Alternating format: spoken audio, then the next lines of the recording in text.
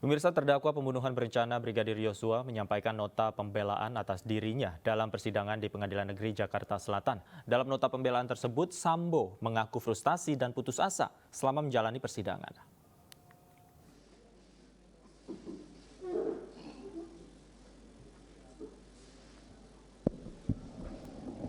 Silakan duduk kembali. Sidang perkara nomor 796 Pit B 2022 atas nama terdakwa Ferdi Sambo dinyatakan dibuka dan terbuka untuk umum. Terdakwa Ferdi Sambo sehat hari ini?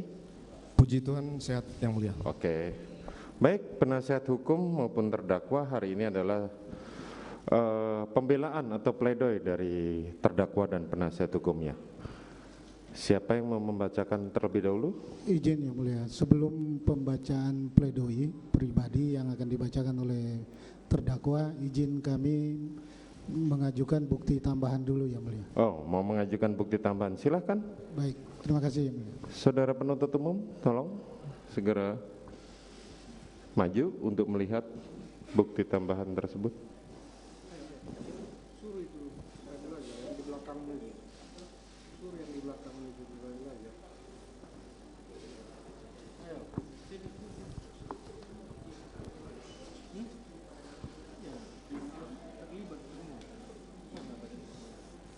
Ini Bu.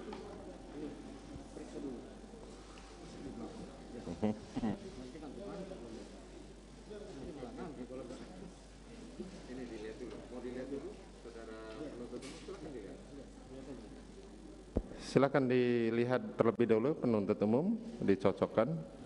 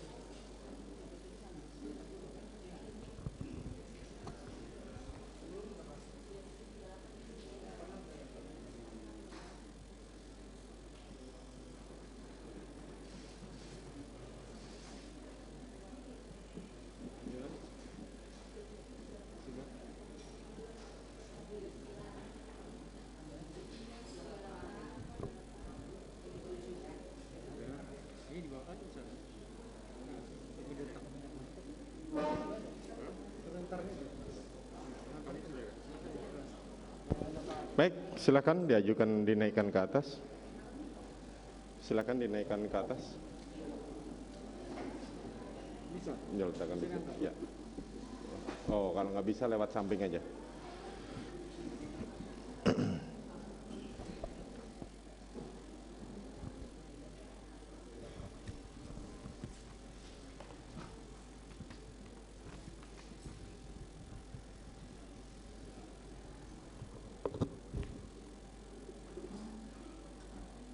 Baik, penasihat hukum silahkan. Apakah saudara terdakwa mau membacakan terlebih dahulu atau penasihat hukum? Terdakwa dulu yang mulia. Baik, silahkan saudara terdakwa membacakan pembelaan saudara. Terima kasih Yang Mulia untuk kesempatan yang diberikan kepada saya. Saya akan menyampaikan nota pembelaan sebagai terdakwa dalam perkara yang dilakukan di Pengadilan Negeri Jakarta Selatan ini. Saya membuat judul Setitik Harapan dalam Ruang Sesak Pengadilan. Majelis Hakim yang mulia, Jaksa Penuntut Umum dan Penasihat Hukum yang terhormat.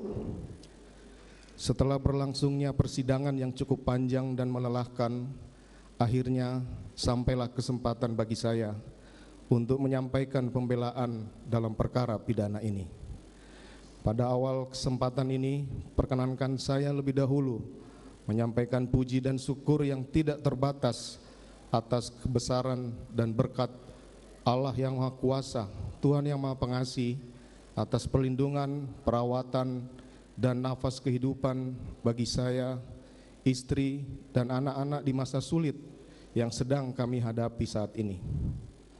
Saya juga mengucapkan terima kasih kepada Yang Mulia Majelis Hakim, Penasihat Hukum, dan Jaksa Penuntut Umum yang dengan penuh kesabaran dan ketelitian telah memeriksa perkara ini semata-mata untuk menggali dan menemukan kebenaran material yang begitu penting untuk menentukan keputusan yang adil bagi semua pihak, tidak terkecuali bagi saya selaku terdakwa.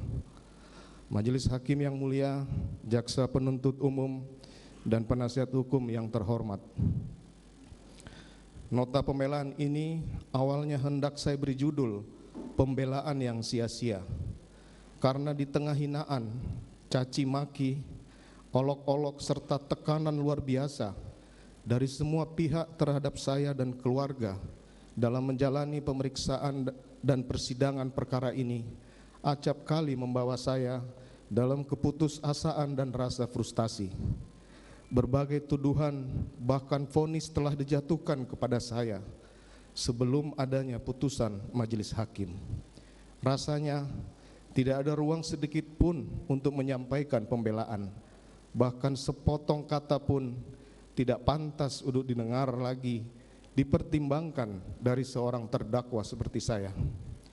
Selama 28 tahun saya bekerja sebagai aparat penegak hukum dan menangani berbagai perkara kejahatan termasuk pembunuhan. Belum pernah saya menyaksikan tekanan yang begitu besar terhadap seorang terdakwa sebagaimana yang saya alami hari ini. Saya nyaris kehilangan hak sebagai seorang terdakwa untuk mendapatkan pemeriksaan yang objektif, dianggap telah bersalah sejak awal pemeriksaan dan haruslah dihukum berat tanpa perlu mempertimbangkan alasan apapun dari saya sebagai terdakwa. Media framing dan produksi hoaks terhadap saya sebagai terdakwa dan keluarga secara intens terus dilancarkan sepanjang pemeriksaan. Berikut tekanan massa baik di dalam maupun di luar persidangan yang kemudian telah mempengaruhi persepsi publik, bahkan mungkin mempengaruhi arah pemeriksaan perkara ini, mengikuti kemauan sebagian pihak, termasuk juga mereka yang mencari popularitas dari perkara yang tengah saya hadapi. Saya tidak memahami bagaimana hal tersebut terjadi, sementara prinsip negara hukum yang memberikan hak atas jaminan, perlindungan, dan kepastian hukum yang adil, serta perlakuan yang sama bagi semua warga negara di mata hukum masih diletakkan dalam konstitusi negara kita. Demikian pula prinsip praduga tidak bersalah atau presumption of innocence yang seharusnya ditegakkan berdasarkan artikel 11 Deklarasi Universal Hak Asasi Manusia, artikel 14 ICCPR, serta penjelasan umum butir ketiga huruf C KUHP. Demikian pula pasal 8 ayat 1 Undang-Undang Nomor 48 Tahun 2009 tentang kekuasaan kehakiman yang menegaskan bahwa setiap orang yang dituntut dan dihadapkan di muka sidang pengadilan wajib dianggap tidak bersalah sampai adanya putusan pengadilan yang menyatakan kesalahannya. Majelis Hakim yang mulia, jaksa penuntut umum, dan penasihat hukum yang terhormat. Sejak awal saya ditempatkan sebagai terperiksa dalam perkara ini, beragam tuduhan telah disebarluaskan di media dan masyarakat.